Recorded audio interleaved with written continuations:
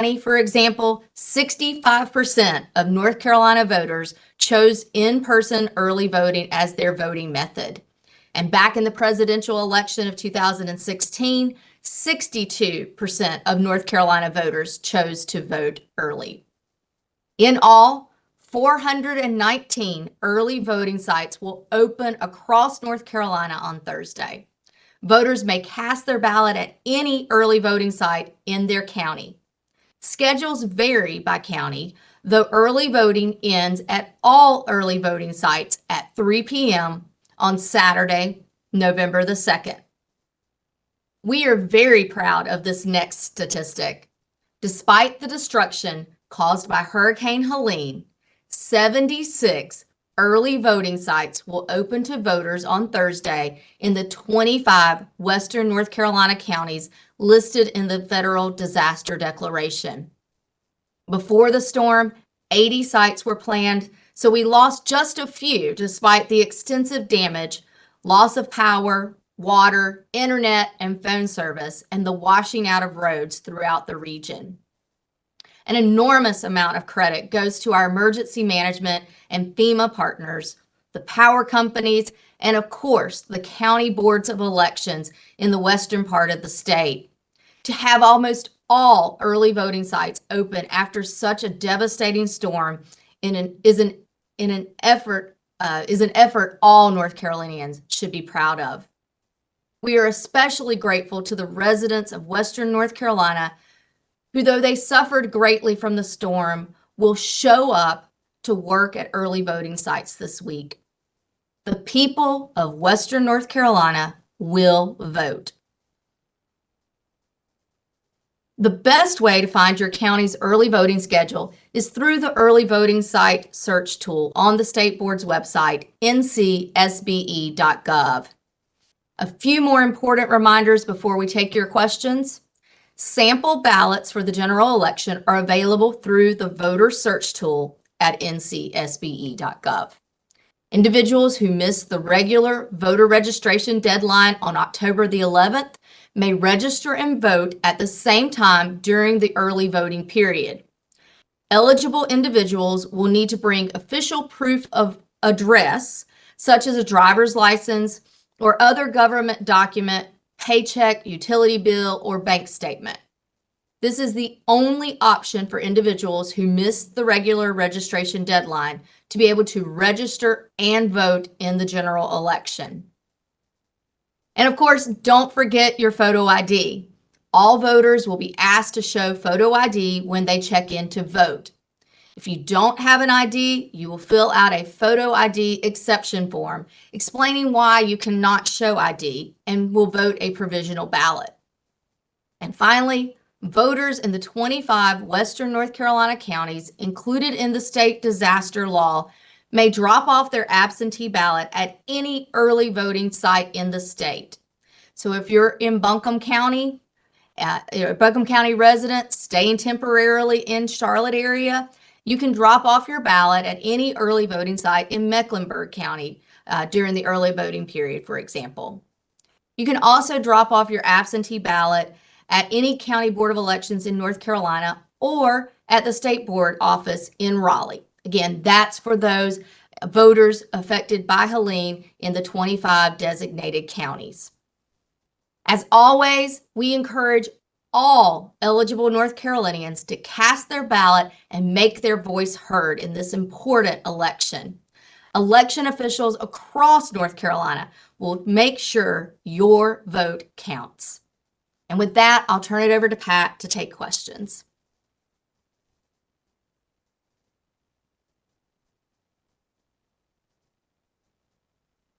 All right, hold on one second. I'm just getting organized here.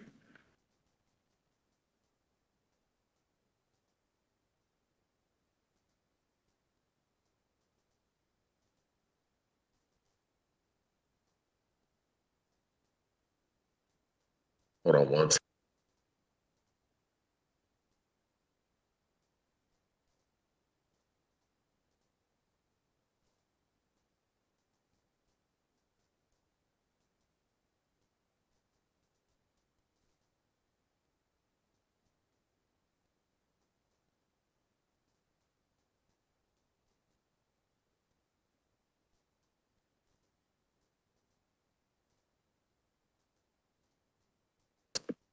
Sarah Michaels from Carolina Public Press. I think you're first. Sarah, can you unmute?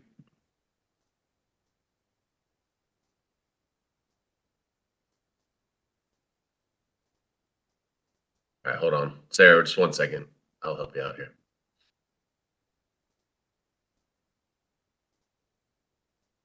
All right, Sarah, try again. Sorry for the technical difficulty.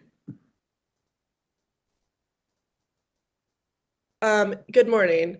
My question is about absentee ballots. There's been some reports of some ballots showing up already sealed due to humidity in some counties. I was curious if you all knew which counties this was happening, how many ballots might be impacted, what voters should do in this case, and how that's been being communicated to voters who may be impacted. Happy for Paul to come on and help with this question. It's actually something we've outlined in guidance to the counties already prior to the Helene situation, because this can certainly happen where voters may, seal things up improperly and need to insert the ballot into the ballot return envelope instead of the mailer envelope. And so we are not seeing this as a rampant situation in Western North Carolina. But we will certainly address that. For the most part, the voter can still insert that ballot, open that up, use a letter opener or whatever they might need to, a pair of scissors, insert the ballot, still have it properly witnessed and include the copy of their photo ID or the exception form, and then put that into the outer envelope that's used for mailing purposes or just to turn in their ballot without revealing any personal identifiable information. So that is permissible. Paul, do you want to add anything? Yeah, what we've encouraged the county board, what we've instructed the county boards to do if any voters call and they're experiencing this problem is, ask the voters, is it still possible for you to seal one of these envelopes? If it's impossible for you to seal either both of the envelopes, then we're instructing the voters to ask that the ballot be spoiled and reissued. And the county boards do the same, to tell the voter that they can spoil the ballot that's been issued, and they'll reissue another ballot package to the voter and send it out promptly in the mail. Whenever a county board spoils an existing ballot, it means that ballot will not be able to be counted. The system won't allow it to be counted. So that means when a new ballot is issued for that voter can receive it and vote it and turn it back in, just like any normal absentee ballot. Thank you. All right, let's go to Joe Bruno, WSOC. Joe, you should be able to unmute.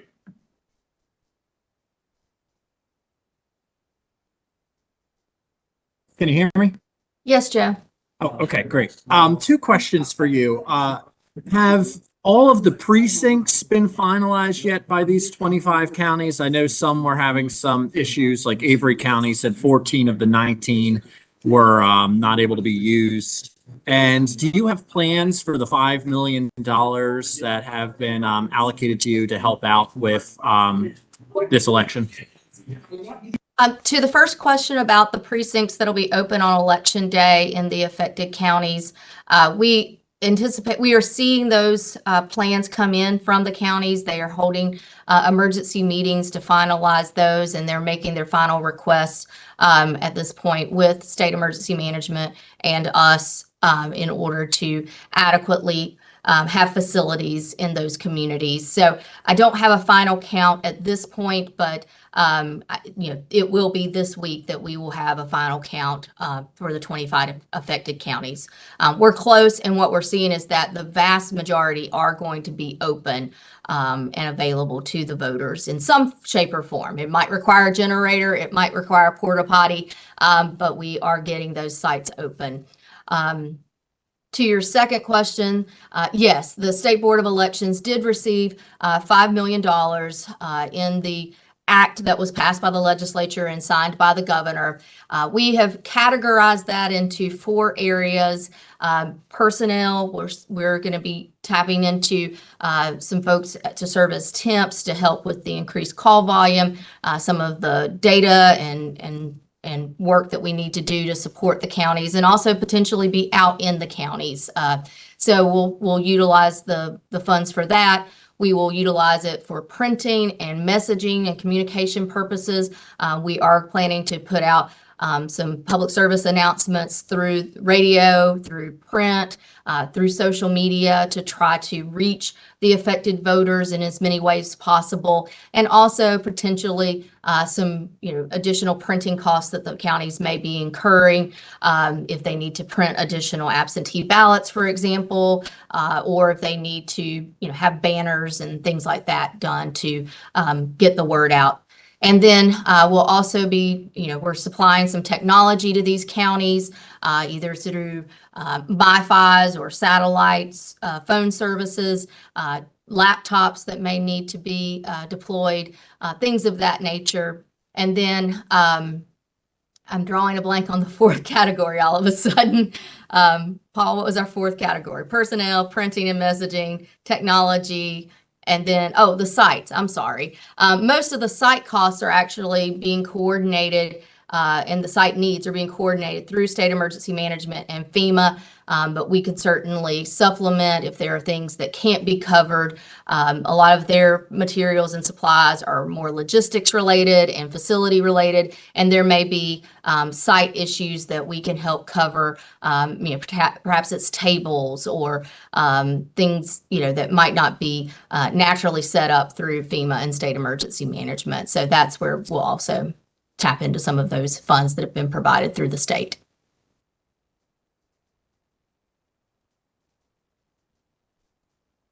All right, we will go to Marta Berglund, WVEC. I'm going to assume you are the call-in user. I do not see you anywhere else in the list, so I'm going to assume you're the call-in user, and go ahead and unmute.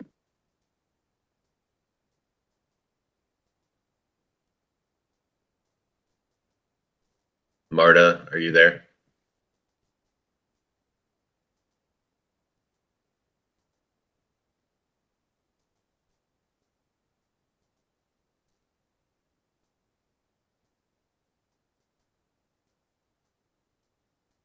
All right, try again, Marta. You're the 13 News Now person. Go ahead, Marta. Hello, can you hear me? Yes, Marta. Okay, sorry about that. I didn't know which user I logged in under.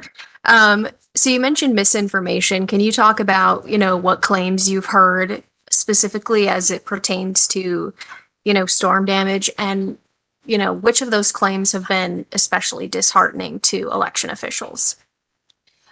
So I'm going to not highlight what we've heard because I don't want to further spread mis and disinformation that's out there. But certainly there have been accusations about there not being adequate support into the region and things of that nature. Certainly our emergency management officials and others are addressing the misinformation that's out there about the response in the area. In terms of elections, we have heard, accusations that we are, partisanly handling this situation, and that's simply not true. The resolution that was adopted by the state board, the two resolutions actually that have been adopted by the state board in response to the devastation created by Helen and how we can keep voting going, both of those resolutions were unanimous by our bipartisan State Board of Elections members. And certainly this 25 county region that is now recognized through state legislation and was signed into law by the governor, that was unanimous in the legislature as well. And we worked in consult with the legislative staff. Much of what was passed mimics what was in the state board's resolution. So clearly our approach to voting is to ensure that we can serve all voters in these affected counties, which, politically, we don't get into that, but their stripes are blue, they're red. There are many unaffiliated. So it is about serving all voters in a nonpartisan way. And, the reality is that be it misinformation or disinformation that's being put out there about elections or false narratives about the response and the support that's being given to the people for emergency relief, whatever the circumstances, we're watching people in these communities come together And that's the spirit we need to have out on social media, out in press conferences where people are using this as a political platform. It's not the time. And, I particularly appreciate what Legislator Corbin from Macon County came out and said, and he indicated that this needed to stop. And I totally agree with him. Our focus at the State Board of Elections and in these county boards of elections and across our state, no matter whether there's Helen or we're just conducting the presidential election, is to ensure that every eligible North Carolina voter is able to cast their ballot. And we are election professionals who administer elections with bipartisan boards, giving guidance to those county offices and to this state agency so that we can ensure that every eligible voter is able to cast their ballot in North Carolina, whether they choose to do so absentee by mail, early voting, as we've been talking about this morning, or as we focus on Election Day in just a few days away now. We are going to go to Amy Gardner, Washington Post. Amy, go ahead and unmute.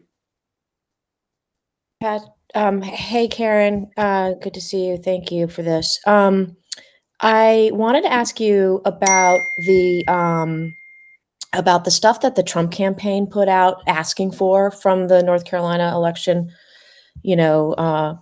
office. And have you had a chance to look at that list of things that they've asked for, by the way, Karen? So, Amy, I appreciate the question. We worked with the counties. We worked with our state emergency management partners to understand what the situation really was on the ground in Western North Carolina. And we worked with our bipartisan board and the legislature to craft what was an effective response. We did not consult with any campaign, and our focus was not on the recommendations from them. They need to focus on campaigning. We will be the election professionals focused on election administration. So that's what we did. We crafted what we know is permissible under North Carolina law, gave the flexibilities to the counties to conduct elections for all their voters, and we worked together with the legislature to ensure that as they expanded to the 25 counties, that we were effectively conducting elections for the way that we need to in North Carolina. Okay, fair enough. But let me just ask you, reviewing what they're asking for, much of it you all had actually already done, like letting people deposit their absentee ballots in other counties and making sure that there's a chain of custody to get them back to their home county, that kind of thing. But they did ask for a couple of things that I just wanted to ask you if I want to make sure I'm right on what you did and did not do in terms of this list, not asking you to comment on the list. But so one of the things that they said that they want is for people to be able to vote provisionally outside of their own county. And another one is that they want people to be able to vote anywhere in their county, not necessarily their home precinct. And I just wanted to ask you from a logistics point of view, is that possible, those two requests? So, in trying to work through this, I think we have to remember that some of what's being proposed there would require a system of being able to have ballots from other counties available in any county in North Carolina. And that's just not logistically possible. We do not, I can be an elections nerd for a moment and say that Australia has the capability to do ballot on demand across the entire country. And that's a different system than what we have in North Carolina. I don't believe any state has a system where they would print ballots on demand in any of their counties or jurisdictions for voters. And certainly in this turnaround time of a disaster, when technology demands and other demands are very high, we would just not be well served to the voters or to our county election offices to try to implement something that's a fairly big lift when you're considering that. We also have to think about what the provisions are within our state and federal laws about provisional voting, for example, or the fact that our voting takes place in the county where you are registered. So even though we do have absentee by mail, the ability to mail those ballots elsewhere or to receive those ballots elsewhere through these provisions, it is still being conducted by the county of registration. And so, I think between logistics, and provisions within our law, those suggestions are not realistic in the conduct of elections, especially at a time when we need to be quickly responding and not held up by implementing new practices. We're going to go to Christina Cassidy from the Associated Press. Christina, I should be able to unmute.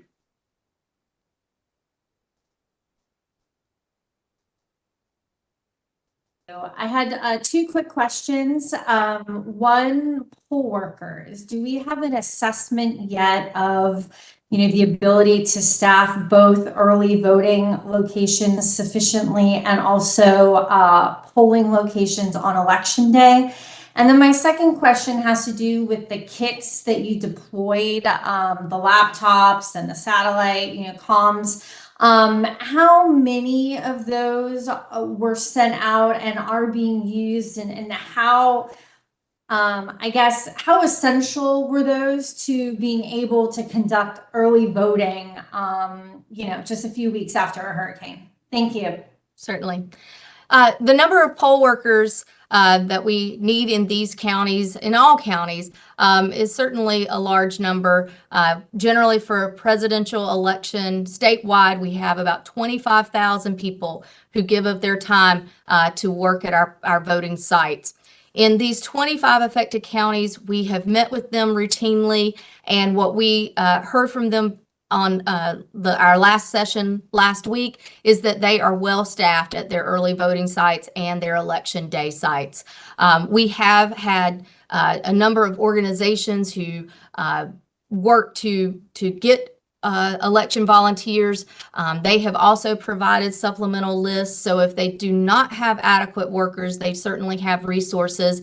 We still collect names and those who want to volunteer through our state board website, Democracy Heroes campaign, so people can sign up there. We can provide that information.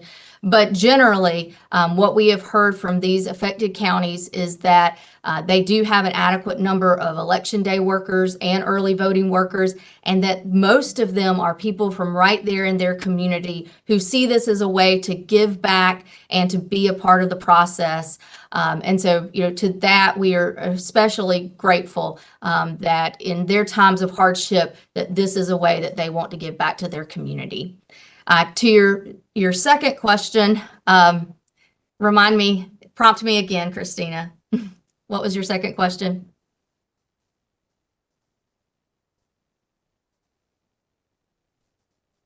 Sorry, just got Christina, you should be able to unmute. Yeah.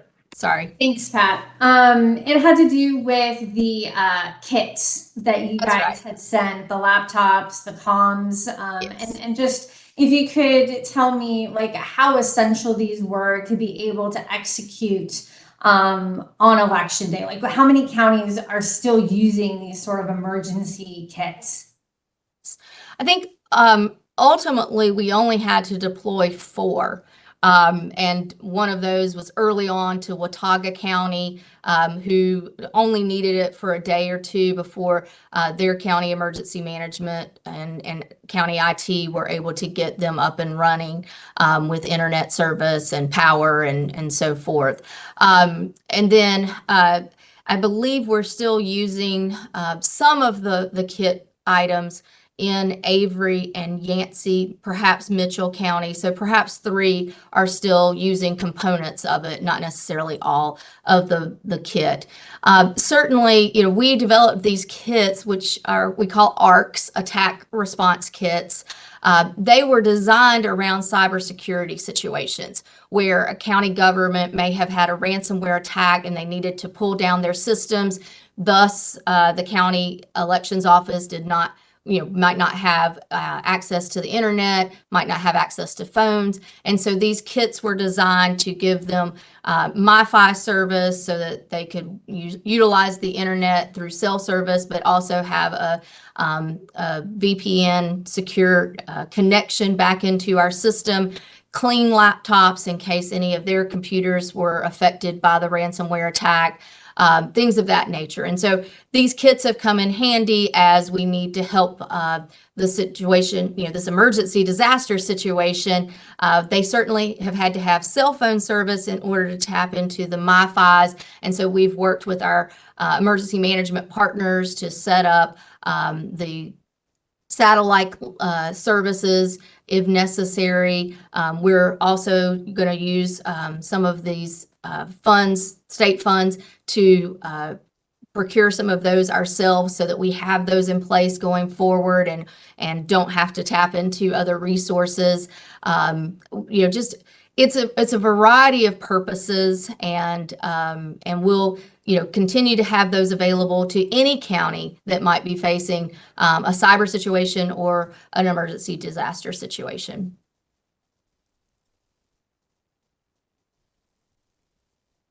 All right, we're going to go to Brianna Atkinson. Brianna, you should be able to unmute.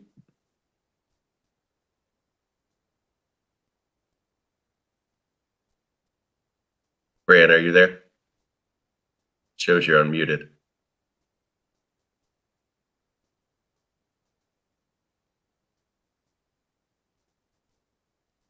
Brianna, you want to try to ask your question? If not, we'll move on and come back to you. All right, let's move to Kurt Devine from CNN. Kurt, you should be good to go.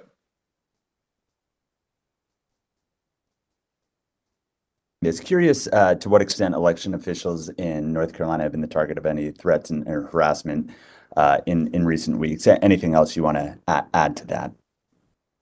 I will say that the threat landscape has not particularly increased for us, but I do become concerned when we learn of an individual who was prepared to attack FEMA workers in the region. And we have to look beyond the Helene affected counties and recognize that there's a lot of rhetoric around elections, and so we are on guard.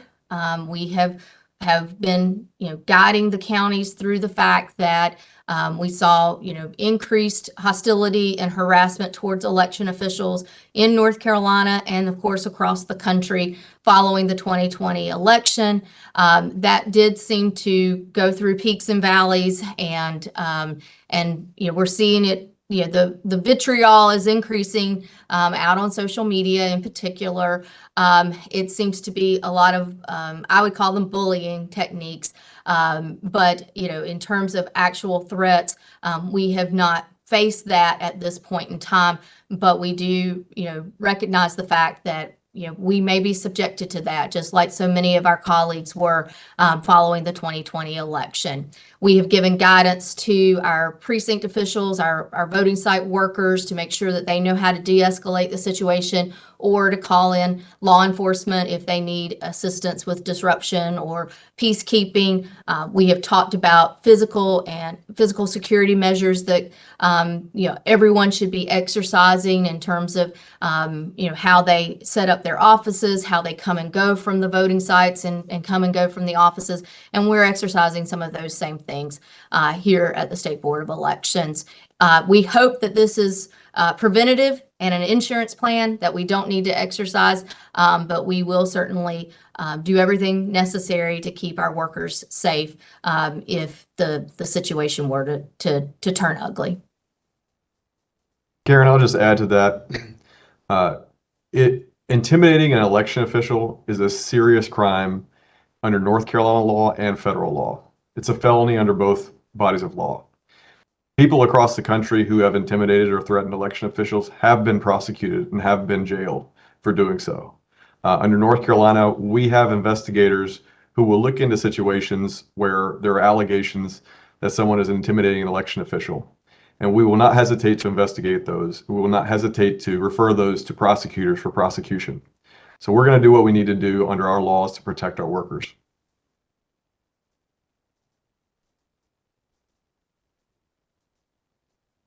All right, let's go to Javier and Serena. I don't know if I said that right, but ABC Spain. Welcome to North Carolina, Javier. You can unmute.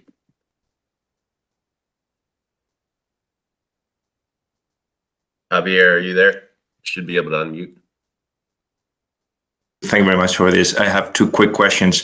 The first one is if you can give more details on those few early voting locations in those Western counties that cannot be working, and where are they, what happened, a bit of information on towns and locations. And the second question is if the election authorities, you feel more pressure this year because of North Carolina being more on play, being more a swing state than other cycles.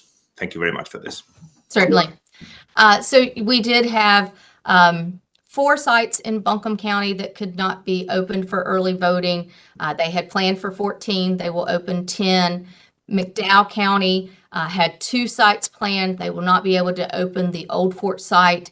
And I believe in all of these cases, it is just due to the facilities that they needed are not usable at this point in time. They sustained damage, or access to them is not permissible or available. And then, they just had to make the choice of recognizing that they may have been located in areas where there wasn't another facility sufficient or adequate to serve as an early voting site. Early voting sites do require larger spaces, more amounts of parking, and things of that nature, just because of the volume of people that come out to use early voting as their voting method. And so they were very they did a lot of research and analysis to determine whether there was an option, and ultimately they just could not find an alternative option. But fortunate, they are keeping in Buncombe County 10 sites open, and so that will well serve the folks during the early voting period. And then McDowell County will continue to have a site open in Marion, which is their county seat, and where a lot of the relief efforts are going on to service the entire county. So they can still be of service to the voters. We did have an additional site added in Avery County. And so that's how we were at 76 sites when 80 were planned. And that's just their ability to add a site in response to the hurricane situation. Your second question, I'm having a hard time remembering second questions. What was, Paul or Pat, can you remind me what Javier asked? My second question was about if there's a special pressure or bigger pressure in the election authorities because North Carolina being more in play this election cycle. Certainly. I should have remembered that question. Apologies. So, certainly we came into this presidential election knowing that North Carolina has been identified as a battleground state or a swing state, whatever term you want to use. And that's been the case in North Carolina for a very long time. We are very much considered a purple state, and we have very close contests in North Carolina, often in the presidential contest, but very often in many of the statewide contests and even into our legislative races and so forth. And so, because of going through so many close contest elections in our state, I think it has well prepared us for the added spotlight that presidential elections bring, and certainly in 2024. So we have worked tirelessly since the last presidential election to be ready to help people understand what our processes in North Carolina are, the pre-election testing, the chain of custody measures, and the post-election verifications that we go through before we certify any election, our recount procedures, our election night reporting procedures, so that there is a real understanding by the voters and others nationally who have their eyes on North Carolina and what we're doing, and to make sure that there's an understanding. And I think doing that, being very methodical, very systematic in our processes, as we always are, helps us to be ready for this added scrutiny that comes from being a swing state. Certainly, though, the devastation in our western counties and responding to that has just really heightened the work that we have to do. It does not take away what we must do to conduct this presidential election statewide. And now we are just rising to the occasion to make sure that we are prepared to conduct the same quality of election. It's just as secure, just as accurate in the 25 counties affected by Helene. We're gonna go to Alex from Axios. Alex Sands from Axios should be able to unmute. Alex, there you go. So thank you.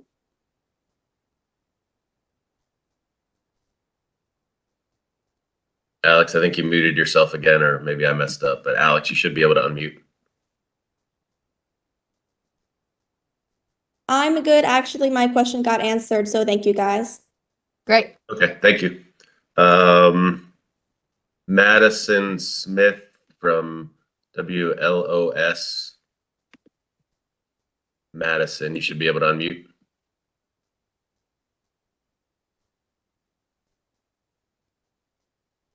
Madison, are you there?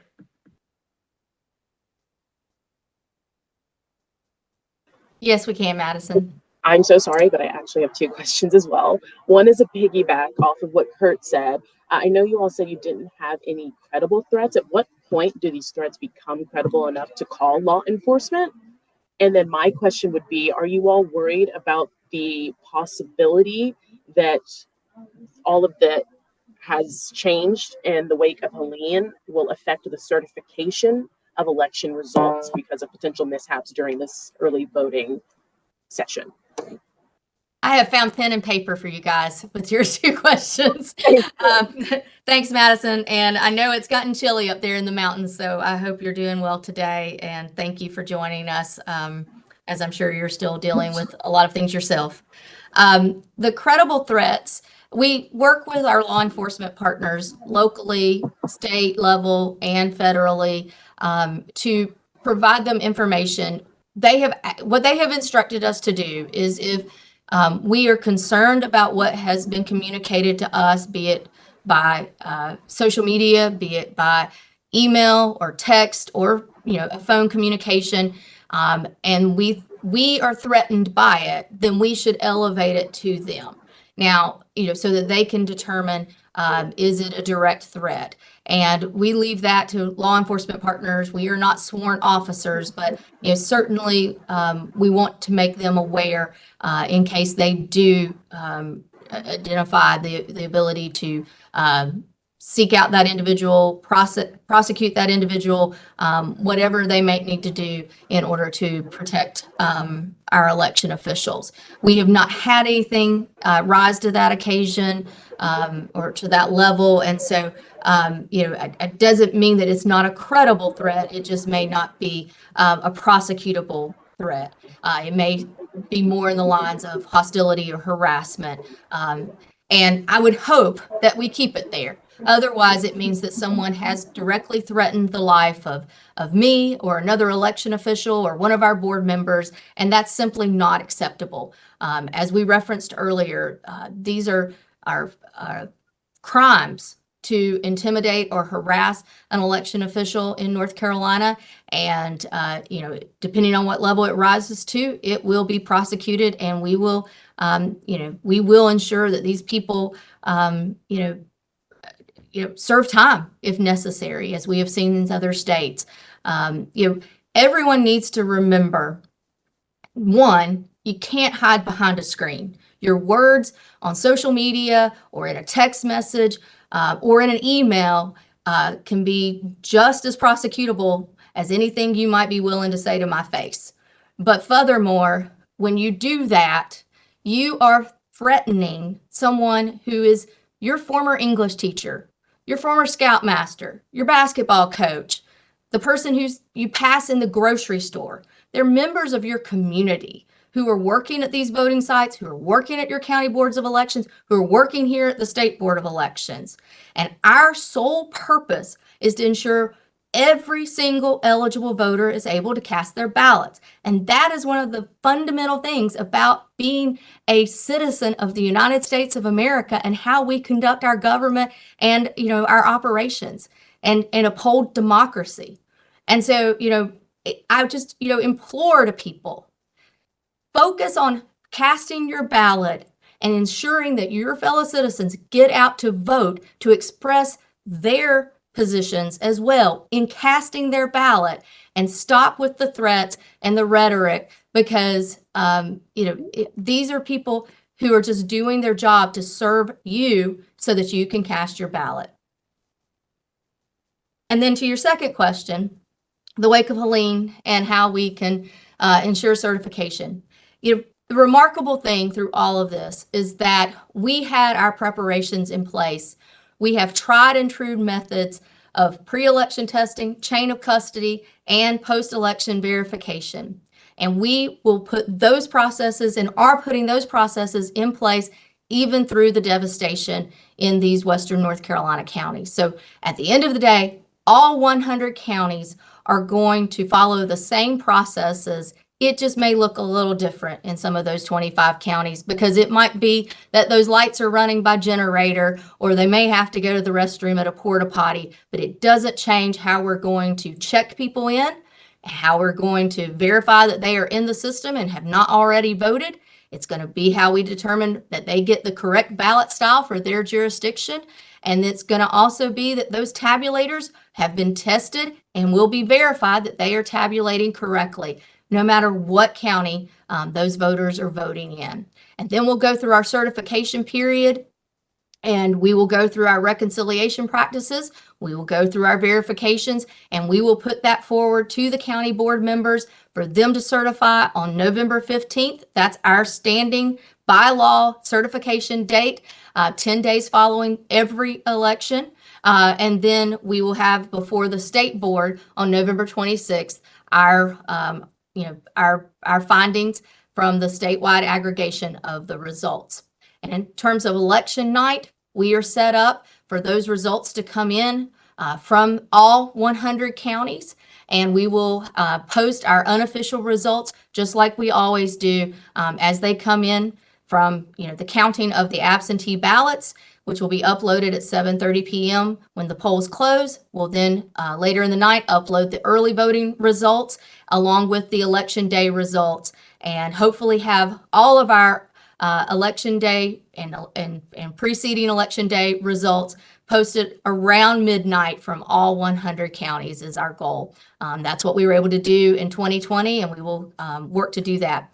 And then as we go through the certification period, any absentee ballots that may have been delivered to other counties by voters of these affected counties, we will get those back in. We will make sure that those are processed during the certification period. They will have been properly time-stamped and received, but the provisions within the law allow us to receive those back to the issuing county, the home county, during that certification period and count those. North Carolina law has also allows for our military and overseas ballots to be received by the 9th day of the certification period, so the day before we certify. So we will deal with those, and we will also research provisional ballots, as we always do, for those individuals who may show up to vote who do not appear on the poll book. Then we have to research that, or also for individuals who do not have a photo ID and complete the exception form and vote a provisional ballot. We will process those too and have those as part of the certification meeting. Again, November 15th, when we make the results official at the county level, and November 26th, when we make them official at the state level. I'll go to Michael McElroy. Michael McElroy, Cardinal and Pine. Michael, you can unmute. For all of these frequent updates, they're super helpful for us, so I appreciate you having them. So the question, the big picture stuff on my question you have already kind of touched at, but the North Carolina GOP said last week that the board was interpreting the Disaster Recovery Act in a way that allowed them to forbid counties from adding early voting sites. That's not how I read any of the things I read. So can you help me understand, did the county did the state board, forbid counties from adding early voting sites? It seemed that they were allowed to do that in all the resolutions that have been passed.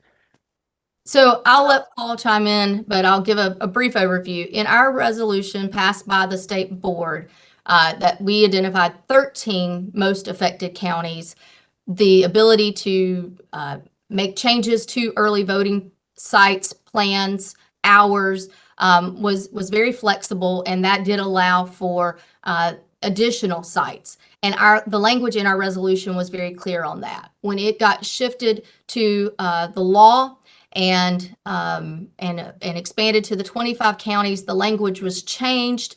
And so our initial read of it was that it was different than what we had put into the resolution. We did not see the word that you could add, but after we had reviewed it further, we came to the conclusion that we could view that as allowing for additions, just as the word substitute was in the law, which was a different word than we had used within our resolution. Paul, would you like to expand on that? So the state board's original resolution that applied only to the 13 the hardest hit counties specifically allowed the adding of an early voting site. So when the legislature enacted their law, the word adding wasn't in there. As Karen said, the word substituting was used in terms of changing sites. So it appeared as though the legislature had made a policy decision not to allow adding sites.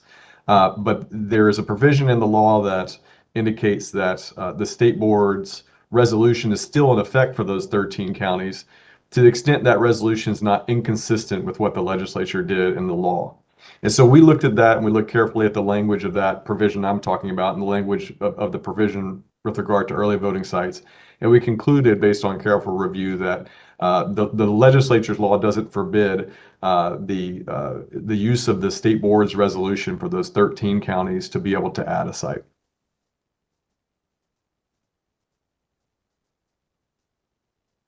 All right, we're going to move on to Raina Crooms from WECT, I believe. Raina, you can unmute and ask your question.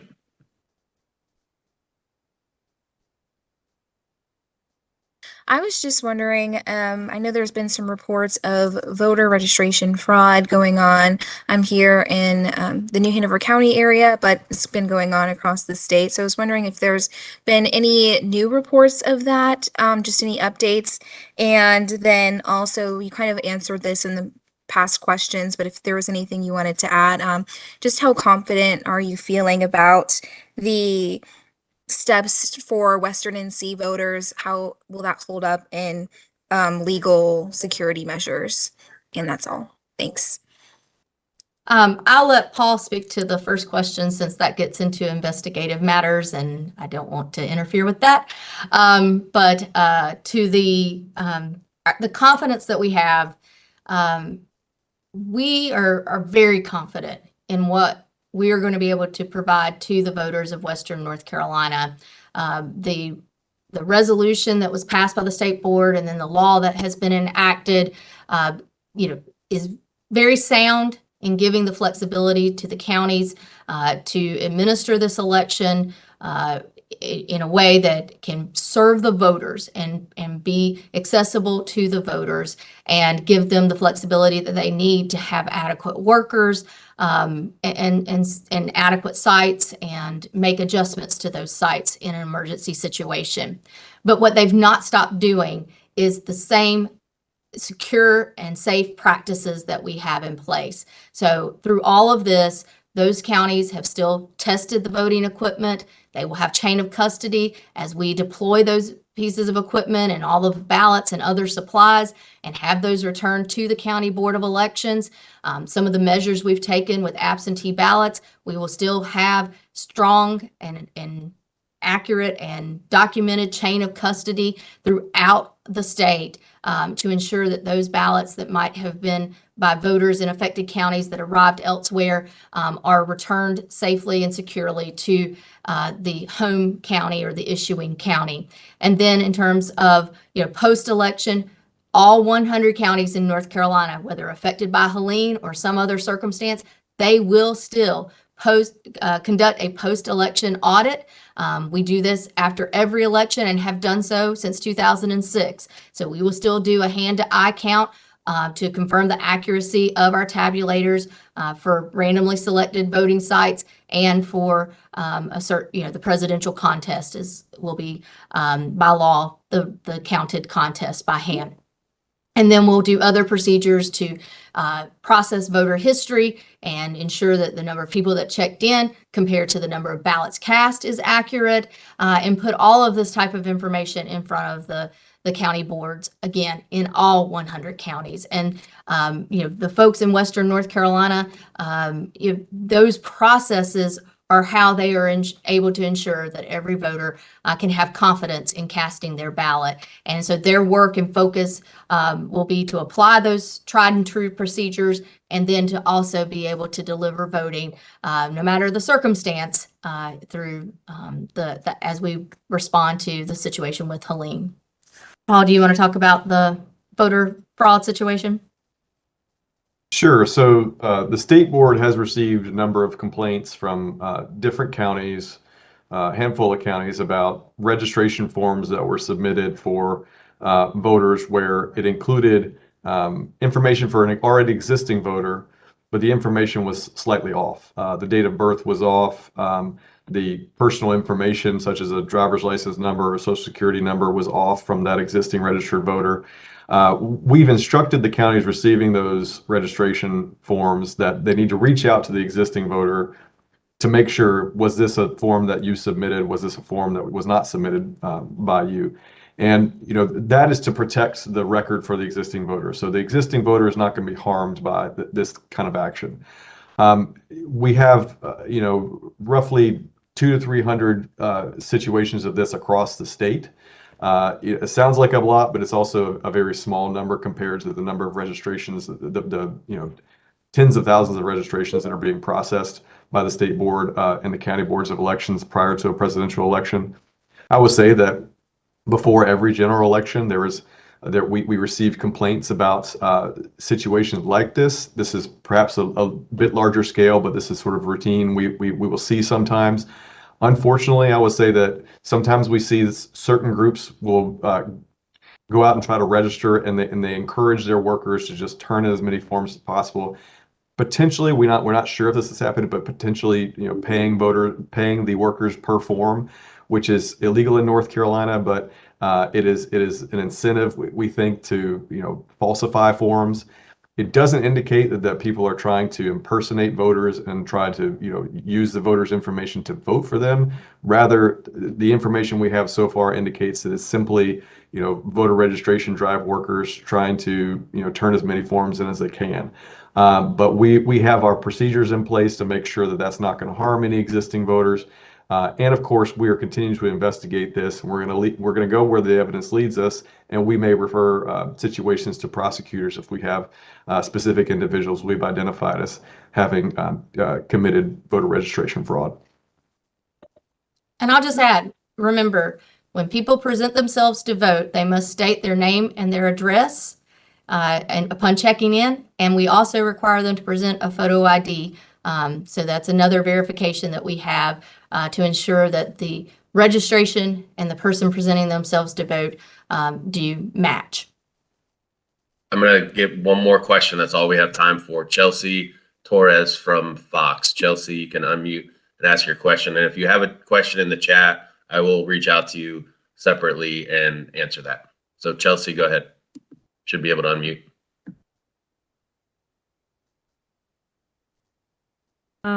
I kind of almost have a three-part question in a sense. How many people are you expecting to head out for early voting because of the obstacles that Helene has caused? And with that, do you have those numbers from 2020 on early voting numbers from 2020, just to kind of compare of what you're hoping and expecting for this year? As well as when you talk about the process to ensure those ballots are going to the correct counties, how much more of a process is that? Does this cause an extra strain on these, if any, on these election offices? Thank you. Good questions. What we know is that early voting is the most popular voting method for North Carolinians. And we've seen that, in the 2016 presidential election. We saw that through the pandemic when we had an even higher use of in-person early voting, and we ensured their health and safety during that in-person voting experience. And so we believe that we will see that again as people turn out to vote in 2024 across the state, including in the affected counties. I think it's a testament to these counties that they were able to keep so many of the sites open. In 25 counties, only 2 had to change and reduce the number of sites that they were able to offer, and yet still are providing, a large amount of options for early voting. And then, of course, we had one county that added a site because they were able to establish another location to be more accessible to folks. We also have to recognize that, things are coming back on. The road situation is improving. The power situation is improving. In Henderson County, kids went back to school today. So it's, that's a clear indicator that people are out and moving about in these communities of these affected counties. And so having early voting available to them where they're going to, nearby other services, whether it be disaster relief services or, simply going to the grocery store under the circumstances, we're providing early voting nearby and accessible to them. And so I do not anticipate people using this voting method less. If anything, it quite possibly will be even higher, the percentage of people who choose to use the in-person early voting method. The turnout and the use of early voting, we have a lot of that data on our state board website, so I would direct you to that, ncsbe.gov. We update this every day during the early voting period, and so and there's also historical data that's available, and Pat can be of assistance if you need help with that. And then in terms of ballots going to the correct counties and what burden this may add, I think at the end of the day, what we want to stress to voters anywhere in our state who are choosing to vote absentee by mail, the mail system is operating. The county boards of elections are receiving mail and able to get mail out. And so, and we have the ballot track system to allow voters to follow their ballot in the mail stream so that they can have confidence about its delivery. So we really want to emphasize that that is a viable option for people to use, and they should use that.